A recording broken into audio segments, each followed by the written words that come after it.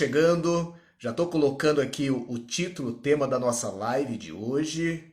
Agora é o momento de nós chamarmos aqui, de eu chamar a Georgia. Deixa eu clicar aqui e chamar a Georgia para a live. A Georgia, já já ela aparece aqui para participar com a gente, para partilhar um pouco dos seus conhecimentos conosco. Oi, Aê. Deixa eu ajustar aqui. Oi, pessoal, boa noite. boa Ai, noite, tudo bem? tudo ótimo. Esfriou por aqui, viu? Ah, é? Tá fazendo frio aí? Olha, quentinha. Diga. Curitiba até que ainda não está, não Ah, está frio. você tá falando de Curitiba? Você é de Curitiba? Curitiba. É, estou em Curitiba. Ai, estamos bem pertinhos, então. Que legal. Você está me ouvindo bem? E eu estou te ouvindo bem. Pessoal, vocês estão ouvindo bem? A Georgia, eu. Fogace, ó. Fogace. Foi Declaração ao vivo, Fogace, ó. um grande fogão. Sempre acompanhando a gente aí. Grande amigo. Você está Que em Joinville. Eu sou de Joinville, para quem, ó, nosso amigo aí, Mário, né, Carvalho, tá sempre aí conversando, um amigo que eu ganhei nos últimos tempos. Essa internet é fabulosa, né? Ela une pessoas. Nós estamos no movimento da SST da quarentena. E, gente, o Claudemir é aqui de Joinville, nós somos muito amigos, amigo e irmão quase, né? A gente tem muitos projetos juntos. E a SST da quarentena começou, envolveu vários profissionais do Brasil todo. Quando você falou que é de Curitiba, eu falei, uau, que legal, alguém pertinho, porque é Minas, é Rio de Janeiro. As pessoas que estão no projeto, elas são do Brasil todo. E nós nos unimos, e cada vez está entrando mais pessoas, que isso é fantástico. E ontem à noite, alguém, acho que foi o Ronquini, comentou comigo assim. Ronquini é alguém que está sempre participando aqui das lives com a gente. Ele comentou, Jorge, aqui na minha região os profissionais são desunidos. Eu falei, na minha também. Mas vamos deixar isso de lado e vamos nos unir a quem quer se unir, né? E é isso que a gente está fazendo aqui. Mas você viu, foi bem isso que eu falei agora há pouco, né? De uma certa forma, a gente, através disso que está acontecendo com as lives, a gente está criando uma certa cultura e unindo muitos profissionais. Uhum. Tem Então, gente que não quer e tá tudo certo, né? Então, assim, cada um com o seu perfil. exatamente, né? Cada um com o seu Mas eu perfil. vejo que é algo que tem ganhado muita força, né? Algo que ganhou nos últimos dias aí muita força, essa união dos profissionais de segurança do trabalho, querendo compartilhar e querendo participar, né? Como o pessoal que está nos acompanhando aí, participando ativamente, vários têm acompanhado Olha, olha o Ronquinho entrando aí, ó. olha aí, acabou de falar, ele não ouviu. Acabei de falar do Ronquinho e ele apareceu. E Valério, assim, ó, fazendo um comparativo de profissionais, eu tenho o perfil aqui da Jorge Rafael Oficial, onde eu tenho só profissionais de saúde e segurança do trabalho, aqui eu não misturo, é só focado nisso. E eu tenho meu perfil pessoal, que eu já tenho há uns 5 anos. Lá no meu perfil pessoal eu tenho todas as pessoas do meu convívio. E eu percebo que as lives que estão acontecendo, eu não sei se é porque a gente está eu não estou só na caixinha da segurança, eu estou também no meu perfil pessoal, que eu vejo algumas coisas. Eu não vejo tantas lives acontecendo como a galera que está fazendo desenvolvimento pessoal, tratando de desenvolvimento pessoal, mindset. Só que o nosso movimento em saúde e segurança do trabalho está muito forte, eu estou achando muito forte. Não sei se é porque nós estamos aqui, mas eu estou achando muito forte. Outros profissionais não estão se unindo, acho que tanto como nós estamos. A gente está realmente mudando a cultura e isso é maravilhoso, né? Isso é o que eu tenho observado também, né? O pessoal tem compartilhado muito. Isso é o que eu acredito que é o que eu espero que permaneça, né, Jorge? Depois desse processo todo que nós estamos passando, talvez não com tanta intensidade, porque aí nós passamos Uhum. a outras coisas, mas que de uma certa forma a gente continue por aqui, continue, né, nas lives, compartilhando informações, porque todo mundo ganha com isso, né? Sim, sabe o que eu acho legal, Valério, antes da gente entrar no assunto? É que através dessas lives que a galera está se disponibilizando a fazer, tem um tempo que a gente, né, não perde, mas que a gente dedica a isso. Eu tô aqui com vocês, minha filha tá trancada com meu marido ali no quarto, pra ninguém ouvir o barulhinho. Então a gente é um tempo de dedicação, né, que a gente se dedica aqui. Mas o legal disso tudo é que essa experiência vai fazer com que a gente saiba a quem recorrer quando a gente precisar de uma informação. Então, quando eu precisar de trabalho em altura, com quem que eu vou falar? Quando eu precisar né, de quais assuntos, quais são as minhas referências que eu posso pedir ajuda, que eu posso trocar alguma informação, alguma ideia? É isso que vai ficar, e isso é fantástico, né? Não precisa ficar na nossa caixinha, a gente tem a quem recorrer agora. Acaba se criando referências, né? A gente acaba Sim. muita gente, conhecendo muita gente, eu mesmo conheci muita gente nesse curto espaço de tempo aí, muita gente boa, né? E a gente fica muito feliz, assim, poxa, quanta gente boa tem espalhada pelo Brasil nessa área aí, né? Sim. Muita gente. Eu sempre falo, né, entrando um pouquinho da minha história, na proteção respiratória, da minha experiência profissional, eu sempre visitei muitas empresas e conheci muitos SESMIT, né, muitos engenheiros, muitos técnicos, eu conheci excelentes técnicos e conheci excelentes engenheiros. E, assim, o que eu percebia sempre, que ficou de resumo da minha experiência profissional, visitando essas empresas, foi que ninguém é bom em tudo. Ninguém. O cara pode ser muito bom tecnicamente, mas ele não sabe a parte de relação com as pessoas é ruim. Ou ele tem muito jogo de cintura e tal, mas alguma coisa, a parte técnica tem que melhorar. Então, assim, que legal, a gente pega uma parte de cada um e a gente vai aprendendo, né? Vai tendo uma referência boa em cada coisa. Olha só, essa pessoa, ela se comunica bem, ela sabe negociar, esse outro já sabe fazer isso. E a gente vai tendo uma referência em todos os aspectos. Então, ninguém é bom em tudo. A gente precisa de todo mundo, né, para criar essas referências e construir um trabalho bom, né? A habilidade de cada um, conhecimento de cada um, né? Isso vai somando, é assim que a gente vai construindo, né? Eu acho que a gente tem que reconhecer isso, né? Bom, eu não entendo de tudo, mas alguma coisa eu entendo. E se a gente focar nisso, cada um vai ficando muito bom em um assunto e todos fazemos um trabalho bom, né?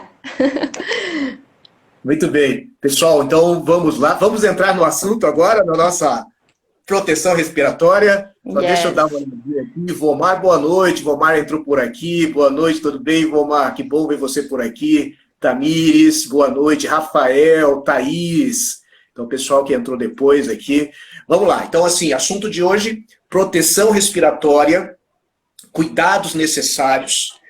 Então, o pessoal que tiver perguntas, vai fazendo. Eu vou começando algumas aqui com a Georgia, né, para a gente abrir, né, a abertura ao assunto.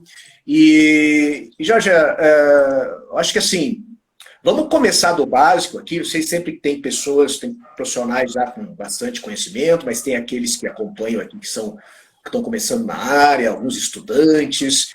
E esse tema da proteção respiratória está muito alta atualmente, né? Mas há muita confusão, às vezes dúvidas. Vamos falar assim, qual que é a diferença? Vamos começar pelas diferenças. Diferenças entre máscara, respirador, máscara respiratória. O que você pode dizer para isso? Os nomes, até eu que sou da área, que entendo muito de respirador, que trabalho com respirador, tem momentos que eu falo máscara, tem horas que eu falo respirador. Mas a grande verdade, eu trabalho com EPI há 10 anos, só antes de entrar no assunto eu vou responder o Carvalho que perguntou como que ele entra pelo notebook. Se não tiver um aplicativo, você não consegue ver live pelo notebook, tá, Carvalho? Certo? Essa informação está correta. E alguém perguntou uma coisa ali antes que falando em referência, o Ivomar é minha referência como professor. Fiz curso com ele, foi o melhor professor da vida. Então, criei uma referência de professor. Então, assim, mas nesse momento, quando a gente, nessa onda, né, nesse cenário de coronavírus, onde a gente fala muito de máscaras cirúrgicas, de respirador, agora sim é muito importante que a gente entenda o que é cada uma dessas coisas que a gente está falando. Máscara cirúrgica, tem até aqui uma, né? Isso, gente, isso aqui tem que guardar agora. Se dá bobeira, alguém rouba da mão da gente. Essa aqui é a máscara. Agora virou ouro, né? Uma caixinha de máscara cirúrgica virou ouro. Então, essa aqui é uma máscara cirúrgica. Então, isso aqui não é um equipamento de proteção respiratória. Mas por que não é um equipamento de proteção respiratória?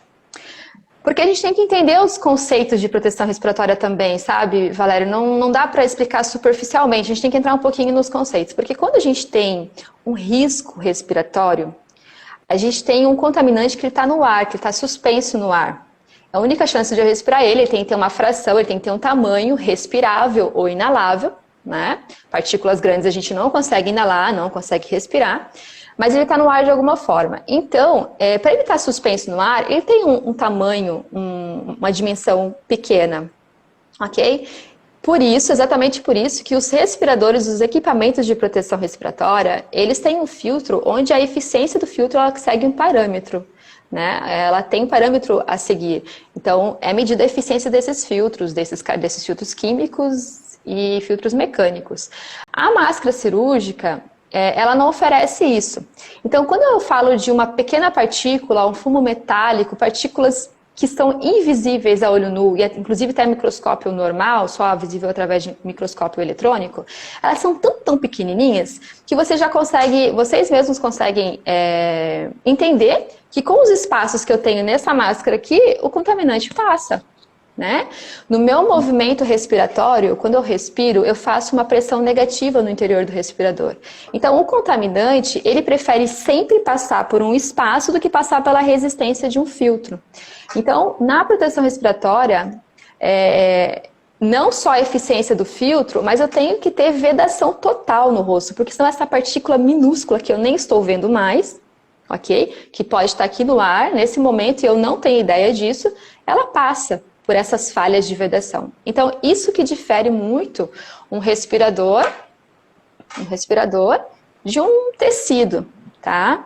Então, isso aqui tem uma função de fazer a barreira. Se a gente falar de coronavírus, até então, isso aqui era conhecido, né, nos procedimentos de atendimento hospitalar, odontológico, né, nessas áreas. E o médico, o dentista, ele usa isso aqui para quê? Para não jogar no ambiente ou no próprio paciente gotículas da fala, que isso com certeza a gente lança sem nem perceber também, tá? Enquanto estou falando aqui, enquanto todos nós estamos falando, a gente expele no ambiente muitas partículas. Então, para evitar contaminar o ambiente, isso aqui é o bastante, né?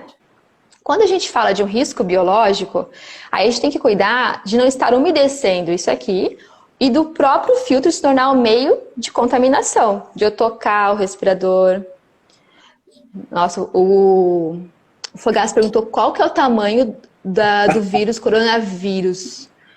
Fogaça, eu tenho essa informação, mas de cabeça eu não lembro mais, Fogaça. Porque a gente fala tanto que ele está envolto num fluido corporal, que aí o tamanho dele não está influenciando tanto na questão da seleção de equipamento, não é que não influencia, a gente já considera ele envolto no fluido corporal, seja de um espirro, seja de uma tosse, de uma fala. Então ele está envolto no fluido, então ele não considera só, porque o vírus por si só, ele não fica suspenso no ar, ele não tem asinha, ele não sai da superfície e sobe, né, fica suspenso. Então ele sai do nosso organismo através desse mecanismo da fala, do espirro, ou de um procedimento hospitalar, né, de ventilação, intubação, que gera aerossol no ambiente, tá? Mas ele nunca está sozinho, ele está sempre envolto no fluido, então é difícil de falar, eu não lembro mais, tá? Achei que tinha asas. Fogaça é fogo. Boa, Fogaça. O tamanho do coronavírus, né? Nanopartícula. Gente... ele tá dentro da classificação dos vírus, né? Tamanho de partículas de vírus. Nossa, deixa eu ver, acho que até que eu consigo, se eu tiver aqui, se eu conseguir conduzir a live e abrir meu material, eu tenho isso nos meus materiais. Eu, geralmente, em treinamento até de usuários de proteção respiratória, eu mostro os tamanhos de partículas, de aerossóis, de poeiras, de fumos, de vírus, de bactérias. Eu mostro isso, mas agora não estou lembrando. Ok. Então, isso aqui... Então, quando a gente imagina que isso tudo é muito pequeno e que é invisível ao olho humano, então a gente consegue perceber que as falhas que isso aqui apresenta, né? Vamos lá, ó, né? Eu não tenho... Gente, isso aqui, ó, uma porteira aberta para o contaminante. Então, quando eu estou respirando, pelo processo pela pressão negativa que eu gero no respirador, é mais fácil que ele passe pelas falhas de vedação, tá? Então, essas máscaras, tanto de tecido, aí estão perguntando muito qual que é a eficiência da máscara de tecido, qual que é a eficiência de uma máscara cirúrgica. Os parâmetros de eficiência, elas não são testadas igual de um equipamento de proteção respiratória, tá? Então, a gente tem eles como uma barreira, sempre como uma barreira. Mas, Jorge, não me protege nada. Protege o ambiente, como eu já falei, né? Então, assim, se eu vou espirrar aqui agora e eu levo o meu antebraço, né? Ok, eu controlo um pouco aqui, mas um pouco com certeza vai ainda ser lançado no ambiente. Quando eu faço isso aqui, é muito mais controlado. Então, claro, é uma maneira muito boa de a gente evitar a contaminação de todo o ambiente, né? E o que também ajuda uma máscara cirúrgica ou de tecido, desde que ela não esteja úmida? Que eu leve minha mão na mucosa, porque a gente faz isso sem ver, é involuntário, né? Às vezes eu tô fazendo tô prestando atenção em alguma coisa, levo a mão na boca, eu passo a mão no nariz, como eu fiz agora, isso é involuntário. Então, quando a gente tá com uma máscara, normal, isso é para evitar. Mas quando a gente coloca uma lupa sobre isso, vocês podem lembrar de pessoas na rua agora usando máscara cirúrgica, máscara de tecido. Quando elas vão falar, às vezes tiram, ou tiram um pouquinho, tá? Deixa aqui embaixo do nariz, ok? Porque elas não estão acostumadas. Então tem que ter coerência no que a gente está fazendo. Se é para fazer uma barreira, é barreira, né? É nariz e boca. Tem que cuidar para não tocar, né, a mucosa. E se ela estiver úmida, tentar, né, cuidar para não contaminar as mãos na hora de tirar e colocar. A gente pode dizer que essa máscara cirúrgica, a ideia maior dela é proteger aquela pessoa que está usando a máscara que não contamine a outra pessoa. De uma certa forma, o objetivo maior dela é esse, né? Porque muitas pessoas, elas são assintomáticas, elas não apresentam sintomas de gripe e podem estar contaminadas, né? Então, claro, quem está com sintomas de gripe é muito mais fácil identificar e de ser um possível portador do vírus, ok. Mas tem pessoas que não estão com sintomas. Então, essa medida de falar agora todo mundo vai para a rua com máscara é válida, porque controla, claro que controla. Você está na fila do banco, você está na fila de alguma coisa, alguém involuntariamente espirra, não esperava espirrar, ou está falando, você está mais ou menos controlado ali, né? Então, ela é válida sim. O que me preocupa um pouco, e vale a pena alertar, é sobre o tempo de troca, né? As pessoas me perguntam muito. Eu tô falando da máscara e depois eu vou passar para o respirador, tá bom? Como é que a gente lida com o respirador? Mas a máscara, Jorge, quanto tempo que eu descarto isso? Qual que é a vida útil? Gente, depende de cada uso. Depende se a pessoa tiver paradinha é uma coisa, se a pessoa estiver movimentando, carregando alguma coisa, é outro uso, é outro tempo, outra vida útil. Mas, de modo geral, esse aqui umedeceu ou caiu algum fluido corporal aqui, um espirro, então você já troca, não pode estar úmida, né? E cuidar na hora de descartar. A de tecido é que eu tenho medo também, porque isso aqui a gente joga no lixo. A de tecido, se chegar em casa e largar num canto, ou arrastar pelo carro, pela bolsa, bancadas e mesa, tirei um pouquinho aqui e coloquei na bancada, gente, daí o próprio respirador vira o veículo de transmissão. Então, isso que eu tenho um pouquinho de medo, tá? Mas ela é uma barreira e eu considero eficiente, já melhora muito do que eu espirrar só levando o meu antebraço. Já um respirador, um equipamento de proteção respiratória, um EPI, ele foi dimensionado para conseguir fazer a barreira física, tá, do contaminante, e o contorno dele, existem vários tipos de respiradores, que através de um teste a gente consegue identificar qual que é o melhor modelo para cada rosto. E aí dentro de um programa de proteção respiratória, que a gente vai falar, a gente consegue fazer a proteção individual. O que está acontecendo é que a população está procurando por respiradores, porém não tem a mínima noção ou todas as orientações e cuidados necessários para usar um respirador. Logo, ele deixa de funcionar como um EPI e passa a funcionar como uma barreira igual isso aqui. Máscara, verdade. É uma máscara, entende? E ainda tira do mercado para quem está precisando, que são as pessoas que estão mais expostas ao vírus, tá?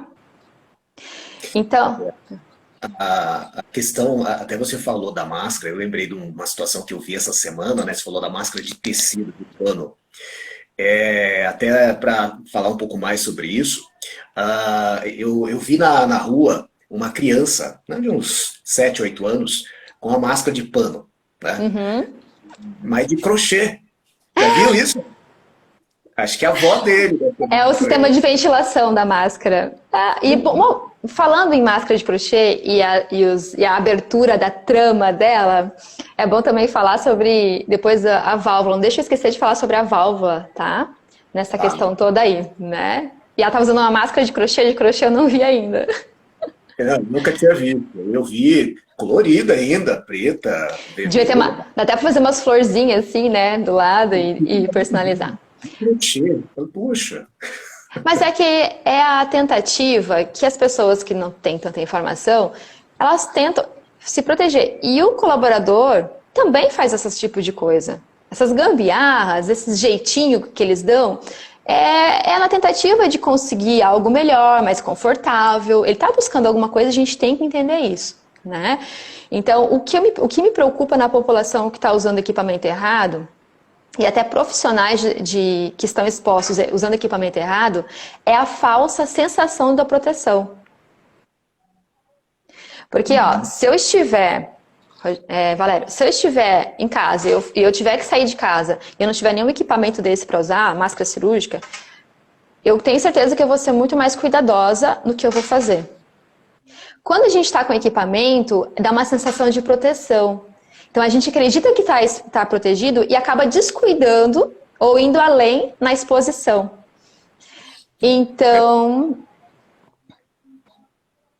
eu até fiz um post no meu perfil falando da falta de respiradores para profissionais de saúde que estão na linha de frente. E com a falta, se a gente olhar para a realidade do negócio, o que acontece? Clínicas e hospitais tinham um modelo de respirador para usar. Com a falta de respirador, vai entrando o que tem. O que os compradores conseguem adquirir de lotes de respirador vai entrando. É PFF2? Manda para cá.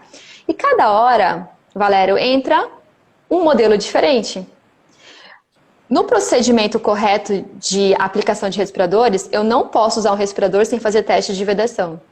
Eu só valido a proteção do respirador quando ele foi pré-selecionado e quando ele é testado a vedação no usuário. Nessa correria de coronavírus, escassez e a grande movimentação, a urgência no atendimento, vocês acham que está sendo feito teste de vedação nos colaboradores a cada modelo que é trocado? Com certeza não.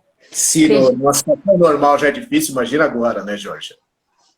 Então, assim, aí você tem lá profissionais na linha de frente, daí o meu post foi nesse sentido, será que a gente está sendo chatos na questão de, mas ela, é PFF2, agora ainda tem que ter vedação? Óbvio que tem que ter, né? Se a gente está falando aqui que o aerossol gerado no procedimento de intubação, ele é tão pequeno, ele fica suspenso no ar, claro que tem que ter vedação no rosto do enfermeiro, do médico que está atendendo, porque senão ele acha que está protegido e não está. Né? Então, assim, não é bom, eu nem queria ficar alertando muito isso nas lives, porque gera uma preocupação ainda maior, né? Mas eu tenho essa preocupação, porque cada vez que se troca um respirador, nas empresas, em qualquer lugar, deve ser feito teste de vedação. E eu imagino que nessa loucura toda, nessa demanda toda, não está dando tempo de fazer. Mas aí eu não tenho mais a proteção que eu acho que eu teria. Tá? Então, essa falsa sensação de proteção me preocupa bastante, porque se um enfermeiro, um médico não tem o respirador para usar, talvez ele não vá para o atendimento. Agora, se ele tem o respirador, mesmo que grande, ele vai para o atendimento. Tá entendendo? Então, esses são os riscos, né, da proteção respiratória mal feita. Com aquela sensação de que está protegido e, na verdade, não está adequadamente protegido. Pode ser que, em alguns casos, até ali seja uma mera alegoria na face dele, né? Porque não está protegendo adequadamente. Leva a pessoa a se expor a uma situação que talvez ela não iria se expor se ela não estivesse usando nenhum equipamento. Então, quando a gente faz... E isso vale, Valéria, para todos os EPIs. Eu nem me apresentei aqui, a gente começou... Eu acho que a gente começou a meditar isso para frente, mas está tudo certo, porque acho que o papo está fluindo. Se a galera acompanhar o raciocínio, vai dar para entender bastante coisa. Eu sou engenheira ambiental e sou engenheira de segurança do trabalho. Nova, uma pergunta grande da Ambientec aí, depois você lê. Na verdade, a gente entrou na live comentando de outras coisas, eu até esqueci de te apresentar, ou pedir, geralmente eu peço para o convidado para apresentar. Né? Aí a gente começou a conversar e tal, e eu não fiz a apresentação. Tem vontade para fazer agora, então. Não, é que a gente é tanta live que a gente até acha que já se apresentou e que todo mundo já conhece todo mundo aqui. Mas eu sou engenheira ambiental e sou engenheira de segurança do trabalho. E eu sempre trabalhei a vida inteira fazendo desenvolvimento de equipamento de proteção individual.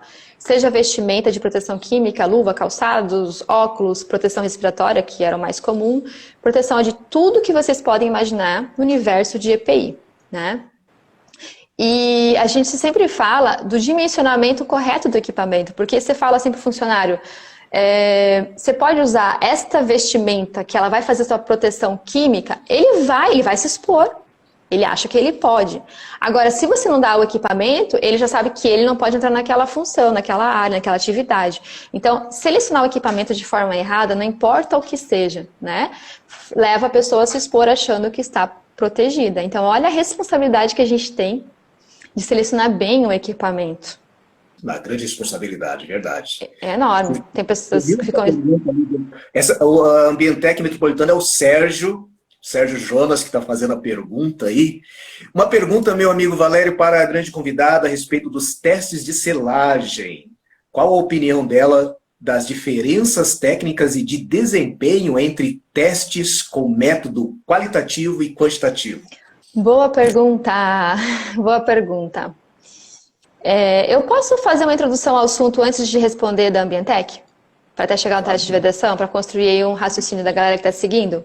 Então, assim, pessoal, a proteção respiratória, quando eu identifico que no meu ambiente eu tenho algum contaminante, que ele esteja ali na forma de uma poeira, uma névoa ou um fumo, ou de gás e um vapor, que está acima do nível de ação, que representa algum risco à saúde do meu colaborador, e eu não tenho como aplicar outras medidas para reduzir essa exposição, para evitar essa exposição, um dos meios de proteção é fazer a utilização de EPI. Ok, todos nós sabemos disso, né? Só que quando a gente fala de proteção respiratória, quando a gente está falando desses contaminantes com partículas minúsculas, eu preciso de todo um cuidado para que a proteção aconteça, senão ela não acontece. Na proteção respiratória, a gente tem a questão da pressão negativa que eu te falei. Então, o contaminante ele vai preferir passar por uma falha de vedação, por um filtro mal selecionado. Tem que ter o filtro correto para o contaminante, o mecanismo de retenção tem que ser certo, senão não adianta colocar. Quantas vezes eu entro num processo onde está usando filtro mecânico para um gás ou para um vapor, não funciona. O contrário também não. E o colaborador está lá trabalhando, achando que está protegido, e a empresa está achando que está protegendo. Então, se a gente não tiver conhecimento sobre tudo isso, a gente não faz proteção. É diferente, talvez, uma luva é mais fácil, um calçado é mais fácil, uma vestimenta é mais fácil, um capacete. Proteção respiratória e auditiva, ela requer esse cuidado. Então, por isso que existe um programa de proteção respiratória, que desde 94 ele é obrigatório. E dentro do programa de proteção respiratória, ele traz várias atividades que nos ajudam a fazer gestão de todas essas coisas que acontecem em torno da proteção respiratória. Então, a gente tem desde a avaliação médica, a seleção, reconhecimento de riscos, seleção correta dos respiradores, teste de vedação dos usuários, que eu vou falar agora, que a Ambientec me perguntou, é uma atividade importantíssima. A seleção correta de equipamento, avaliação do risco, vamos lá. Avaliação dos riscos, correta, né? Que ali que começa tudo. Avaliação correta dos riscos. Seleção de equipamento e teste de vedação são os 3 pilares para que a proteção aconteça. Porque daí, se eu avaliei o risco certo, eu faço a seleção correta. E se eu faço a seleção correta, basta depois eu validar o formato da seleção que eu fiz, que veda no rosto do usuário, e aí eu já tenho um bom trabalho feito. Aí depois vem treinamento, né, dos usuários, monitoramento de uso.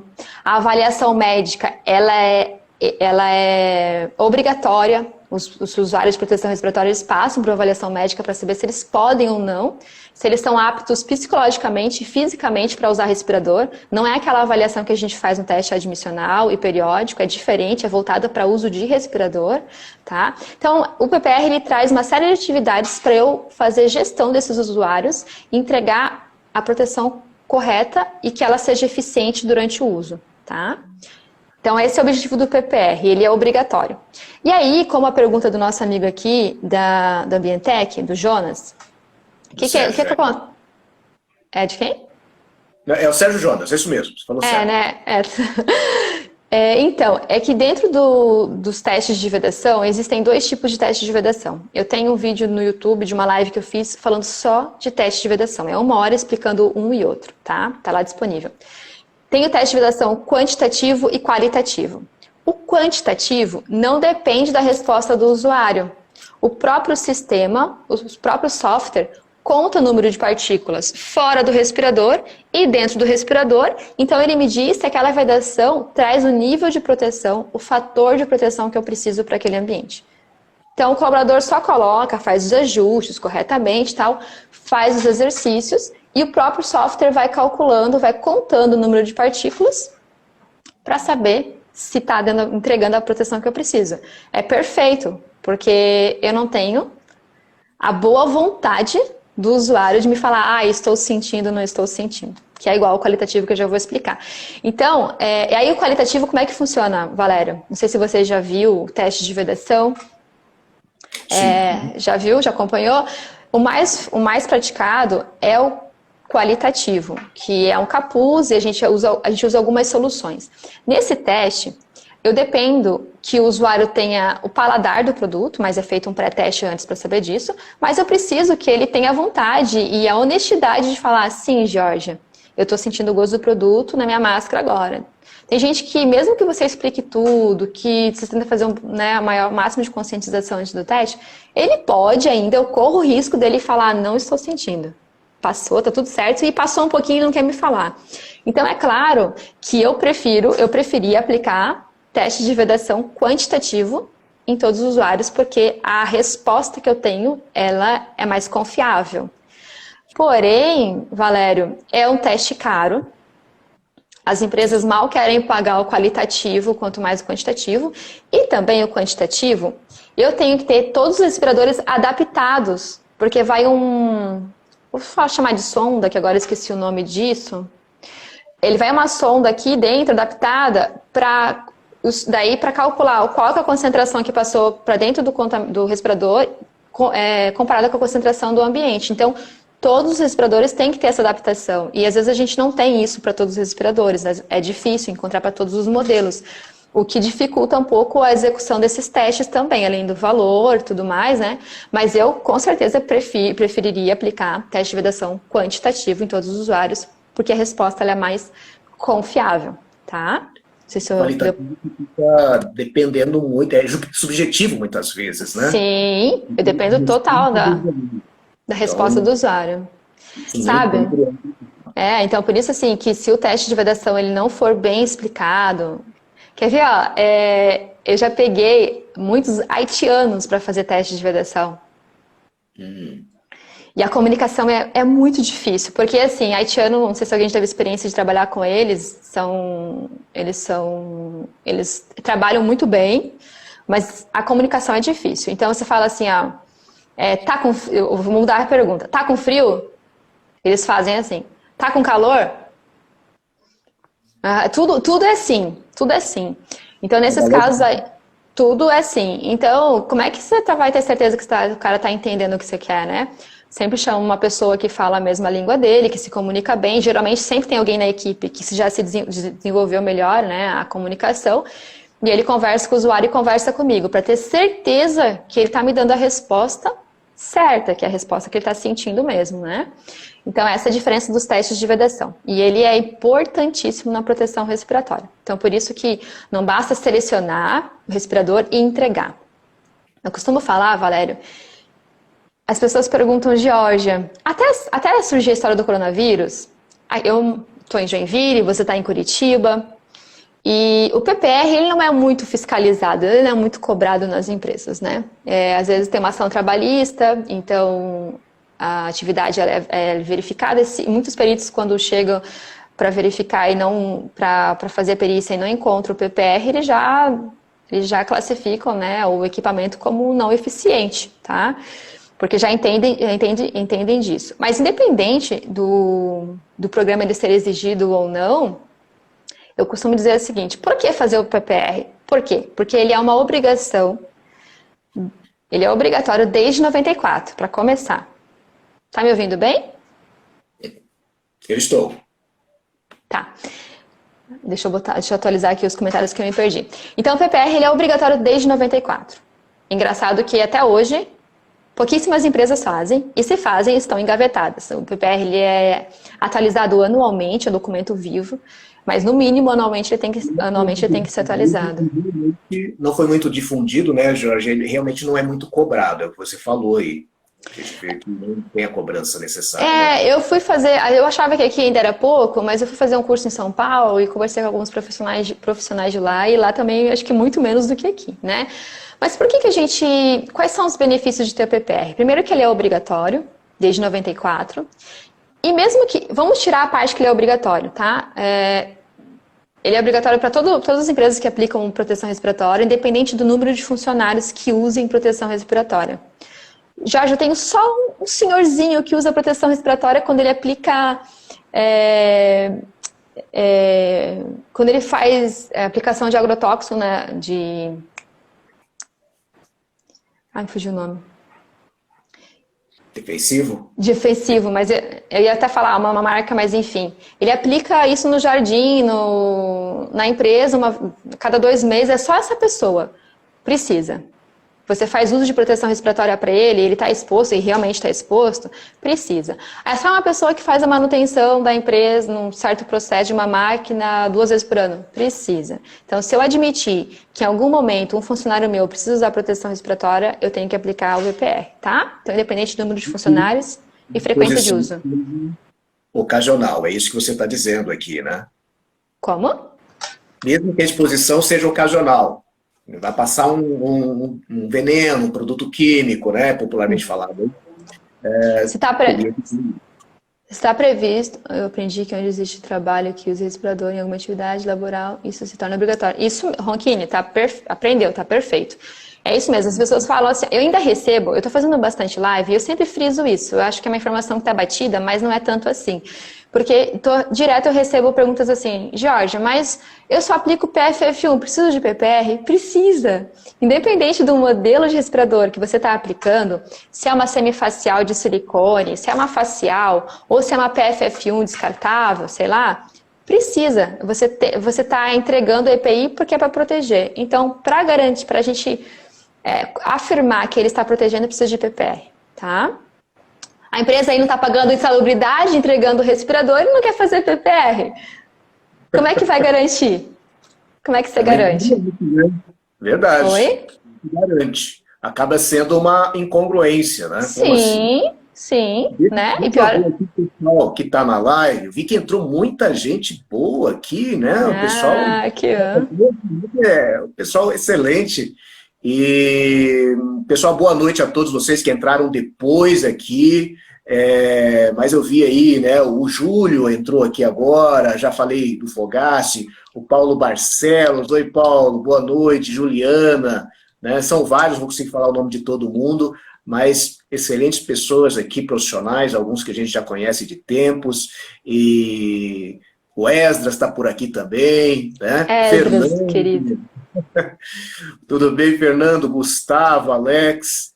Então, muita gente por aqui. E eu vi uma pergunta, deixa eu ver aqui, foi, se eu não me engano, do Fogassi, que eu queria passar para você, mas acho que ficou lá para trás, não estou achando mais aqui. Então, deixe-me ver, que eu achei bem interessante. Ele estava perguntando sobre a questão do PFF2 para proteção com válvula, sem válvula, alguma coisa assim.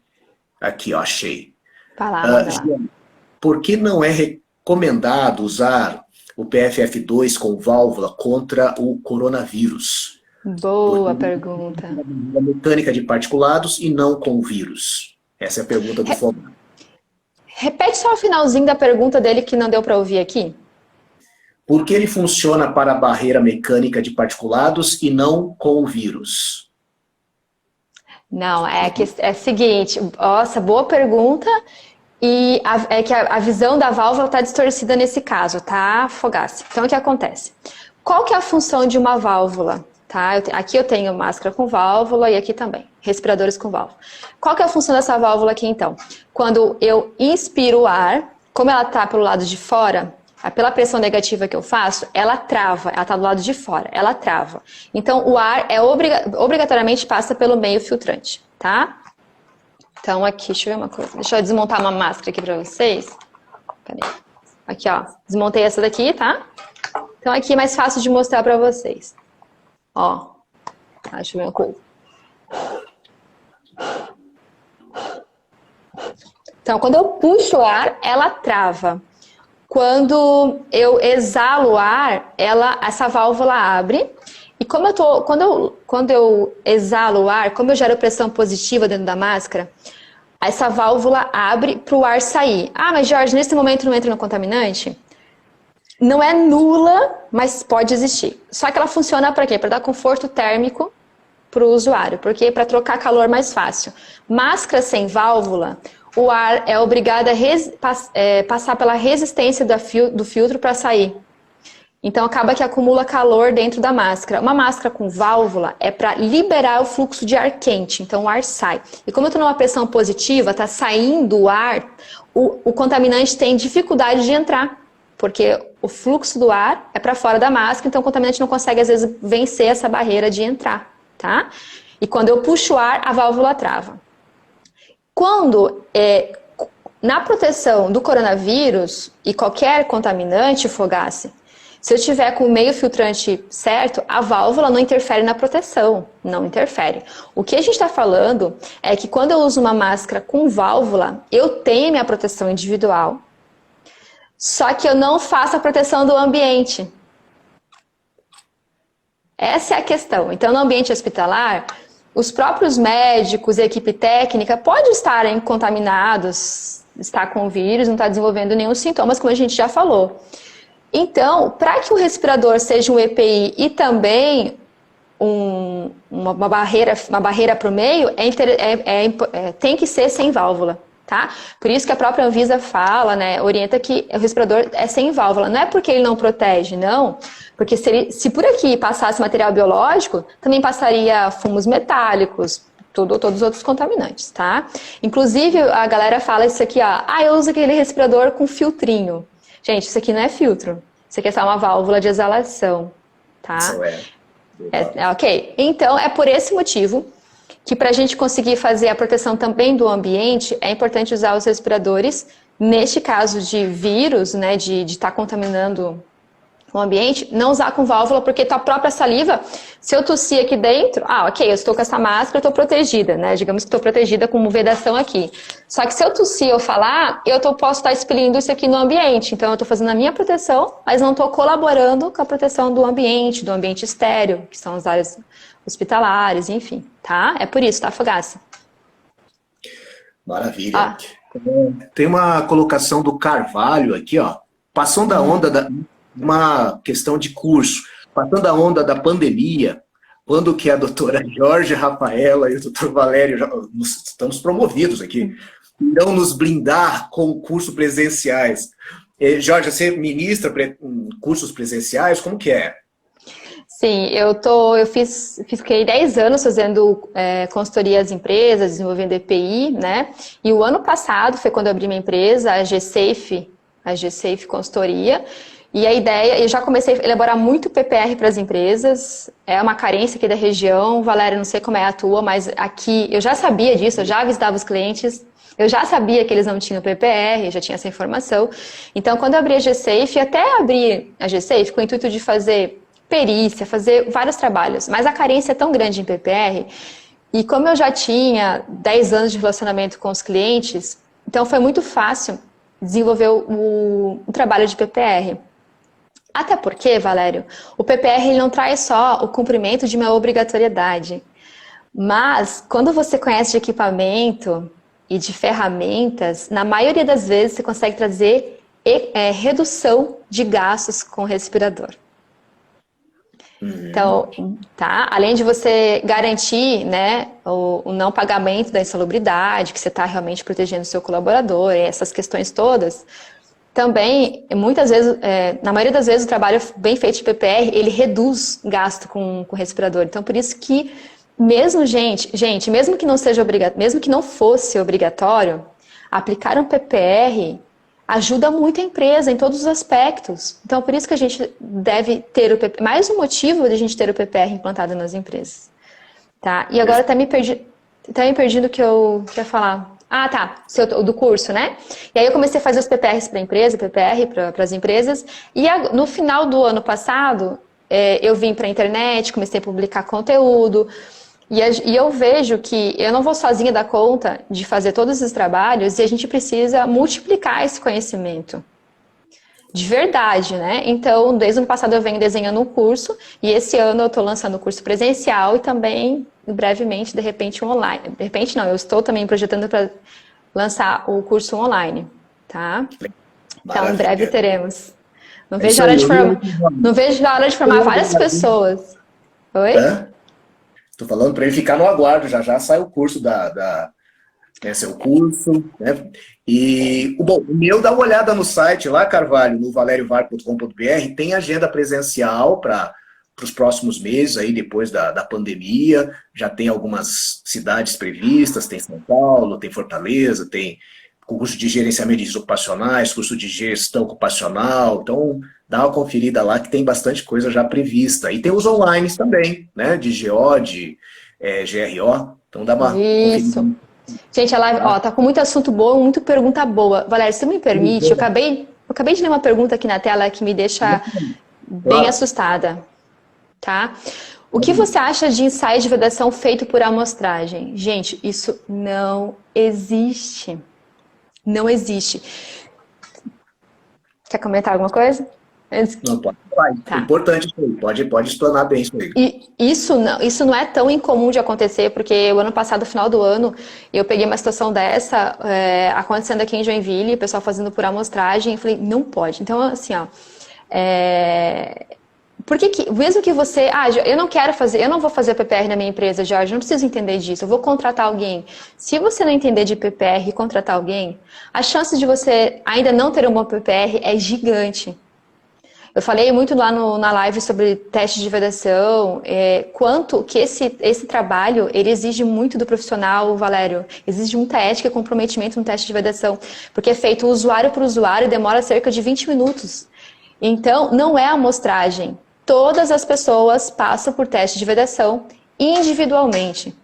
E eu só entrego um respirador, eu só coloco na ficha como aprovado quando eu faço todos os ensaios, todos os exercícios com ela, e no final do exercício ela não sentiu nada do gosto do produto.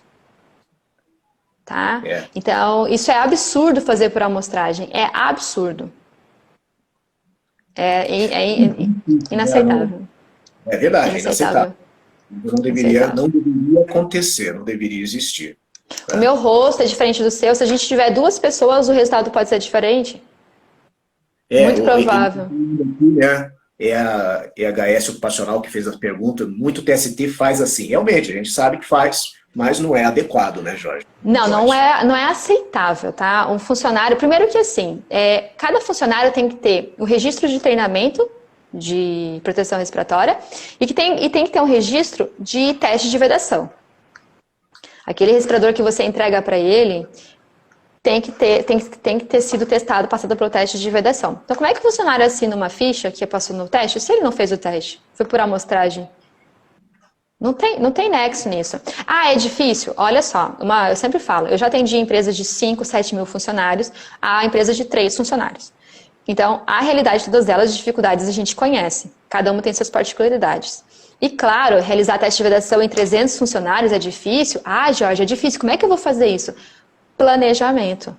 Você forma multiplicadores. Você chama 2, 3 técnicos, você chama alguém da CIPA, sei lá, treina essas pessoas.